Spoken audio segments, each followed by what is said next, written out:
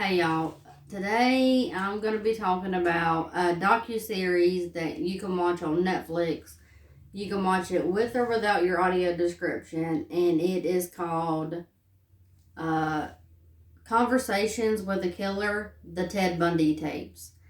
And I don't know why, but I've always been like fascinated with like serial killers and stuff. So this is like 4 episodes, so you get about 4 hours of the show, and it's really interesting. He was very different, but he grew up in church and everything like that. I mean, so it was really shocking to see, him growing up in church and all that, him becoming a serial killer. And back then in the 70s, serial killer wasn't like a thing. Like, they didn't call it a serial killer until, my understanding, until the whole Ted Bundy thing. I'm pretty sure, like, he killed like 30 women, which is just awful. And it's really bizarre because, I mean, it has like tapes of him talking, like, while he was on death row and everything. And what I thought was really interesting in the episodes, I never knew this, but he actually escaped. And I think the first time it was like he was in court or something, and I was under the impression that he went to the bathroom. I don't know why they didn't go in there with him because there was a window. Um, but he like jumped 25 feet down and he was gone. And he was gone like almost 7 days. And he lost a lot of weight in those 7 days. But he ended up being caught. And the thing is, in his cell, he would practice like jumping off of the top bunk onto the floor to like strengthen his ankles to be able to like brace the fall, I guess is what you call it. Not really sure. But I was like, he just jumped out the window and he was gone. And that was the first time. I never knew he even escaped.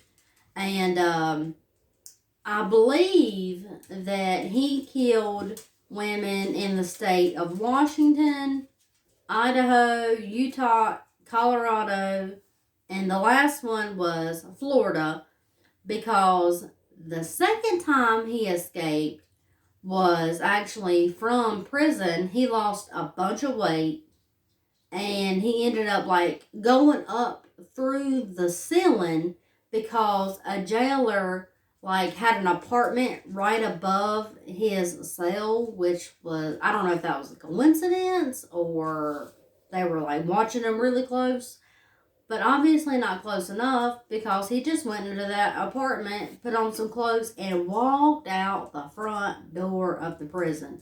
And I'm just like, what in the world? Like, this guy's a killer and y'all ain't watching him no better than that. But yeah, that time he was gone for like 40 something days. Like, it's amazing, like, how he just didn't get caught. And that's when he ended up getting down to Florida and he killed women. And I don't understand, like, what makes somebody want to hurt, let alone kill somebody. But it's just like, it was like no big deal. He just like go in there and kill them. And like, they had to do like a bite impression on his teeth because a few of the women had like some really bad like bite marks on, like, I want to say like their breast or something like that. So they like tied him down to this like dentist chair and got his teeth impressions, which, I mean, I don't know if that's would be like 100% identity because I know he had crooked teeth, so I think they were looking for the crooked teeth from the bite marks, being identical. And what I thought was really strange in the show is, he went to law school. I don't believe he ever graduated law school, but he had knowledge of the law. And so his attorneys let him, and I'm assuming the judge also let him, like, cross examine these witnesses. And I'm just like, that's horrible. Because, I mean, he was actually talking to the woman that he kidnapped. She escaped. But to be face to face like that with somebody that was going to kill you, I couldn't imagine the thought going through her head. And another thing that I didn't know is the woman that he was with, he proposed to her in the courtroom while she's on the witness stand, and this girl says yes. And I'm just like, oh my gosh, this girl, something. Like, she never believed that he did any of it, which I don't see how, because, I mean, it was some pretty strong evidence, even, to be in the 70s. I mean, he did it. And another thing I thought was kind of, he thought he was being slick, because he was like, well, I'll tell you about the other murders because I killed 30 people. And he was thinking that if he did this, it would extend him being executed because they would want to go out and find the bodies and find the evidence to charge him. No, that didn't work. And so he pretty much confessed to all the other murders because he thought he was going to prolong his life. And that didn't happen. But, I mean, it's really cool because you get to hear, like, audio tapes and stuff of him talking, and just, it's so, like, it's really neat. I like it, which I love true crime. And, these videos, I solely do it off the top of my head. So I'm doing this off of memory. But the day he was executed in, I want to say 1989. I could be wrong if I am. I'm so sorry. There was people out in the street, like, partying, like, drinking, and, like, giving out t-shirts and stuff like that. And it's just like, oh my gosh, which, he was executed in the state of Florida. And it was the electric chair. And the one thing that I didn't know about when they did the electric chair, in the audio description, it said that they shaved his head, and I believe it was his right ankle.